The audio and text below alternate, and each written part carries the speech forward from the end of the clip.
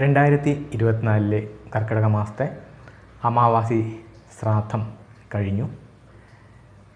ശ്രാദ്ധം ഊട്ടൽ അമാവാസി ബലിതർപ്പണം കഴിഞ്ഞാൽ കേൾക്കാറുള്ള ഒരു പരാതിയാണ് അല്ലെങ്കിൽ ആവലാതിയാണ് പിണ്ടമെടുക്കാൻ കാക്ക വന്നില്ല എന്നുള്ളത്. അതിനെക്കുറിച്ച് പറഞ്ഞ് വിഷമിക്കുന്ന പലരെയും കണ്ടിട്ടുണ്ട്. പിണ്ടമെടുക്കാൻ കാക്ക വരാത്തതുകൊണ്ട് ബലിയിട്ട പിതൃവിന് തൃപ്തിയായില്ല എന്നും അല്ലെങ്കിൽ ആ പിതൃവിൻ്റെ അപ്രീതിയുണ്ട് എന്നും ഒക്കെ പറഞ്ഞ് വിഷമിക്കുന്ന പലരെയും കണ്ടിട്ടുണ്ട്. വളരെ കഷ്ടപ്പെട്ട് ബലിയിട്ടിട്ട് കാക്ക പിണ്ടമെടുക്കാത്തത് കൊണ്ട് ഇനി ഞാൻ ബലിയിടുന്നില്ല എന്ന് വരെ പറയുന്ന ആളുകളെ കണ്ടിട്ടുണ്ട്. കാക്ക പിണ്ടമെടുക്കാൻ കാക്ക വന്നില്ല എന്ന് കരുതി അങ്ങനെ വിഷമിക്കേണ്ട ഒരു കാര്യമില്ല. പിണ്ടവും അല്ലെങ്കിൽ പിതൃവും കാക്കയും തമ്മിൽ അത്ര വലിയ ബന്ധമൊന്നും ഉള്ളതായിട്ട് അറിവില്ല. ഒരു പിതൃ കാക്കയുടെ രൂപത്തിൽ വന്ന് അവതരിച്ച അല്ലെങ്കിൽ കാക്കയുടെ രൂപത്തിൽ വന്ന ഒരു കഥ ഭാഗവതത്തിൽ ചില ആചാര്യന്മാർ പറഞ്ഞു കേട്ടിട്ടുണ്ട്. അതിനപ്പുറത്തേക്ക് കാക്കയും പിതൃവും തമ്മിൽ എന്തെങ്കിലും ബന്ധമുണ്ടോ എന്നുള്ള കാര്യം അറിയില്ല. അങ്ങനെ ഒരു ബന്ധമുള്ളതായിട്ടും അറിയില്ല. പ്രധാനപ്പെട്ട ബലിതർപ്പണ കേന്ദ്രങ്ങളിലൊന്നും ഈ പിണ്ടം എടുക്കുന്നത് കാക്കയല്ല. ഏറ്റവും പ്രധാനപ്പെട്ട ശ്രാദ്ധം ആയിട്ട് പറയുന്നത് ഗയാശ്രാദ്ധമാണ്. ഗയയിലൂട്ടുന്ന ബലിതർപ്പണമാണ്.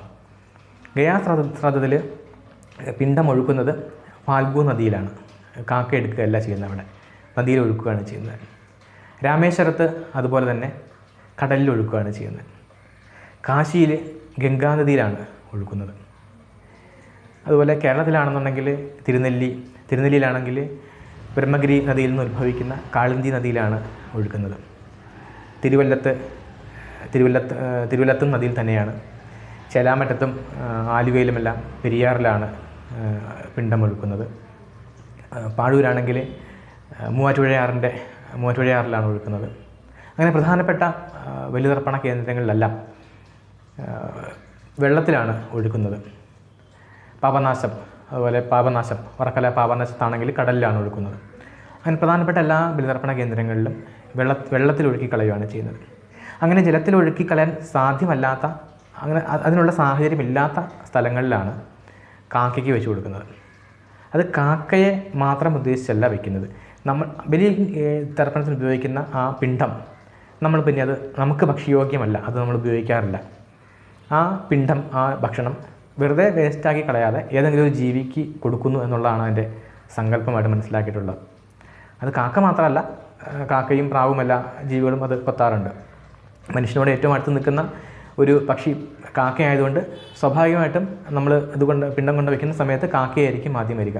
അതുകൊണ്ടായിരിക്കണം ഈ കാക്കയും പിതൃവും തമ്മിലൊരു ബന്ധം പറഞ്ഞ് കേൾക്കുന്നത്. അങ്ങനെ കൊത്താൻ വരുന്ന കാക്കയ്ക്ക് ബലിക്കാക്ക എന്നുള്ള പ്രത്യേക ചില പേരുകളൊക്കെ പറയാറുണ്ട്.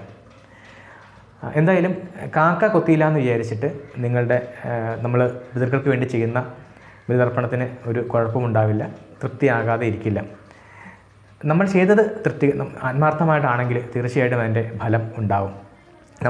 മൺമറഞ്ഞു പോയ നമ്മളുടെ വേണ്ടപ്പെട്ടവർക്ക് വേണ്ടി അവരുമായിട്ട് അവർ ജീവിച്ചിരുന്ന സമയത്ത് അവരോടൊപ്പം ഉണ്ടായിരുന്ന നല്ല ഓർമ്മകൾ അറിഞ്ഞോ അറിയാതെയോ അവരോട് നമ്മൾ ചെയ്തിട്ടുള്ള തെറ്റുകൾക്ക് ക്ഷമ ചോദിച്ചുകൊണ്ട് ആത്മാർത്ഥമായിട്ട് അവരുടെ മോക്ഷത്തിന് വേണ്ടി പ്രാർത്ഥിച്ചിട്ടാണ് നമ്മൾ ബലി തർപ്പണം ചെയ്തിട്ടുണ്ടെന്നുണ്ടെങ്കിൽ തീർച്ചയായിട്ടും ഫലം കിട്ടും. ആ ഫലം ഒരിക്കലും ഇല്ലാതാവുകയുമില്ല. തീർച്ചയായിട്ടും അതിൻ്റെ ഫലം നമുക്ക് കിട്ടുക തന്നെ ചെയ്യും. അതിൽ കാക്ക എടുത്തോ ഇല്ലയോ എന്നുള്ളതൊന്നും ഒരു പ്രശ്നമായിട്ട് എടുക്കേണ്ടതില്ല. അതിൻ്റെ പേരിൽ പിതൃക്കൾക്ക് അപ്രീതി ഉണ്ടാവുമെന്ന് വിചാരിക്കുന്നില്ല.